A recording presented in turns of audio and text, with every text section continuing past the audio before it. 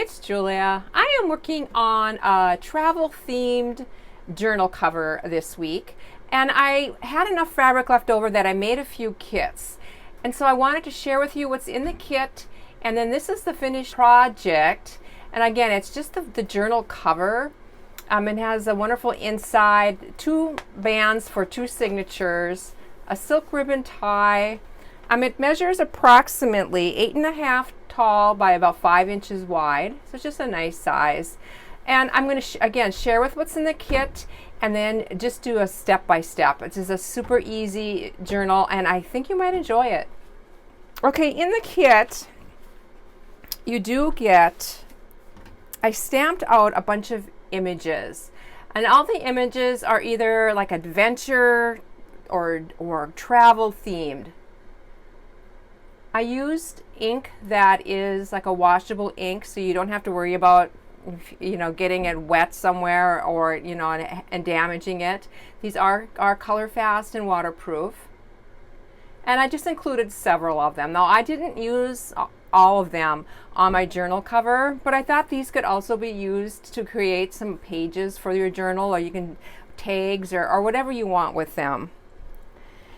And then you get a piece of heavy cotton. This is a 10-ounce heavy weight cotton canvas, and this is what I use to build my journal on. This is like the base fabric, and I ripped it so it is frayed. So this does have raw edges, and I use that fray as part of the design. I just really love that frayed edge. So that comes with it, and then I put in 2 pieces of fabric that you could either use for the lining or for the top of the cover of your journal, the top of it. Other things that I included is the heat and bond, and this is the Ultra Hold. So if you haven't ever worked with this, it's a wonderful product, but it is not, you don't sew with it. It can gum up your needle quite easily. But once you iron it on, it's very sturdy. So this is what's going to be used to adhere the lining to your cover. You've got your elastic, or your silk tie and your elastic cord. Those are both included. And then I also just put some little things that you can decorate your cover with. And all of them are postage theme or travel theme or adventure theme. And then there's this was really fun too. It's just different campers with different words on it. So that is what's in the kit. I hope you enjoy this. Let's get going. I do have the kits listed in my Etsy store, and the link will be down below for you. And also will list some of my supplies that I used. So if you don't get a kit, you can still make this really easy journal cover. The first thing to do is to decide which one you want to use for the lining or the inside of the journal cover. And I chose this brighter, colorful print for that. And I'm just going to be applying the Ultra Hold Heat and Bond to the back of it. So I have the adhesive side down, and I'm just ironing and pressing this. The instructions for the pressing will be included in the kit. Just how long to hold it and the temperature of the iron and all that stuff. And now I'm going to be building my collage on top of this cotton canvas.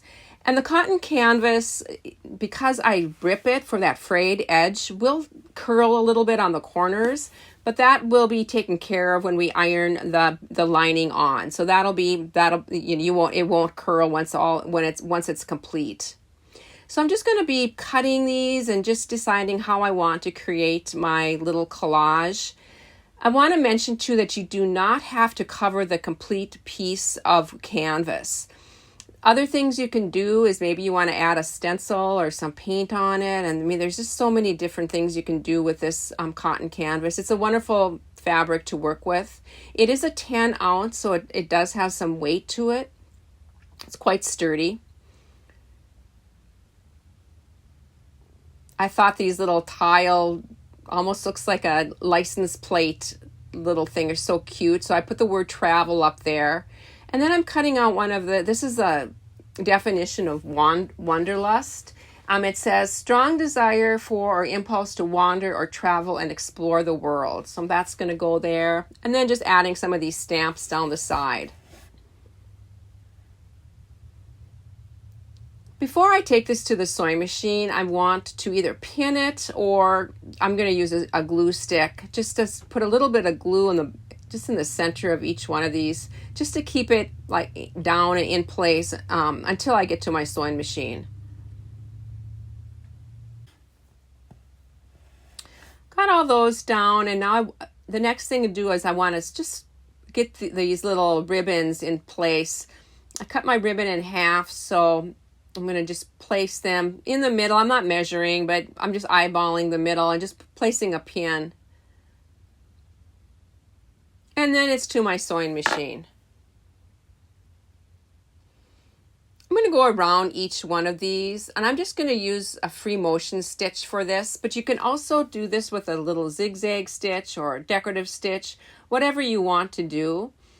I'm just doing some doodling and just making sure all these are caught, or all of them are stitched down. And then again, adding some doodling around some of these designs. And then I'm going to completely go around this entire thing with a zigzag. And that's when I'm going to catch in these silk ties. And I'm zigzagging on the inside of this fray. I don't want to mess up that fray at all. So I'm just going all the way around with a zigzag set at about a 4, I would say, for a width.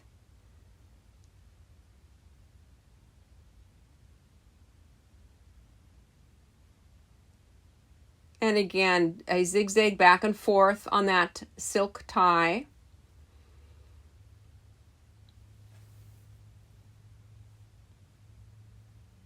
And that is complete. My ties are all connected.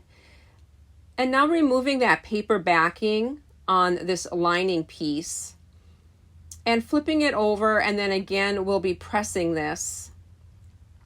I'm going to protect my little wool mat there just because I don't want this ultra hold on this mat at all. I really want to iron the edges really well, and also the over that silk tie. It is a little bit, like I mentioned before, difficult to sew on this ultra hold. It does have a tendency to gum up the needle. And so, but it holds really, really well. So it's wonderful to use for patches or anything like that. So I am not going to be stitching through this at all. I decided to add one more of those little words. And so I'm just going to glue this because I don't want to stitch through that. And then just pressing that again, and that's going to activate that glue and just make it dry really quick. The next thing to do is to add the cord.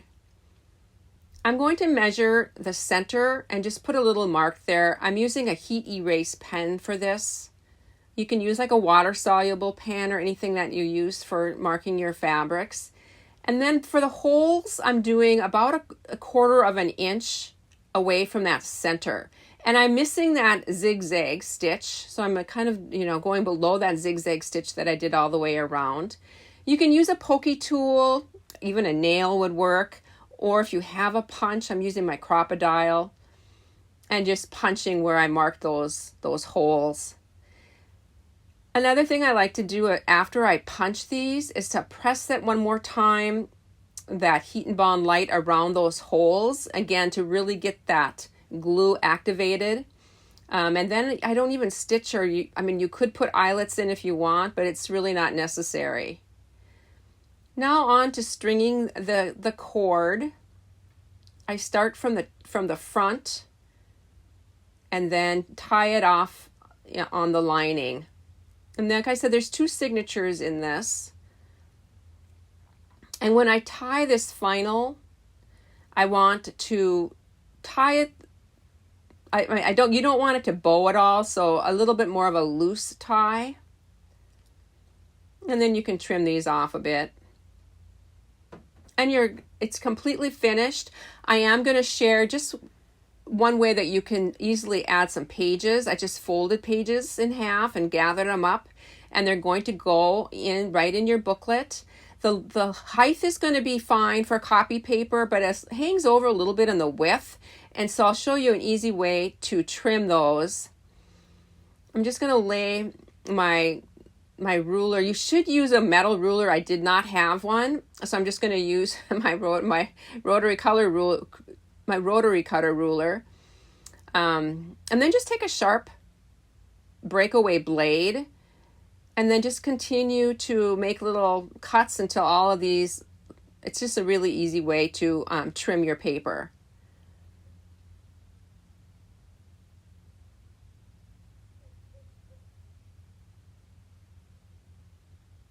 And you can certainly put a binding on this, like an easy pamphlet stitch, or you can just slip them under. Easy way to add pages, remove pages. So that's one signature, and then there's another elastic for another signature. I hope you enjoyed this, everybody. It's really a simple little project. I hope you have a chance to create this week. Bye for now.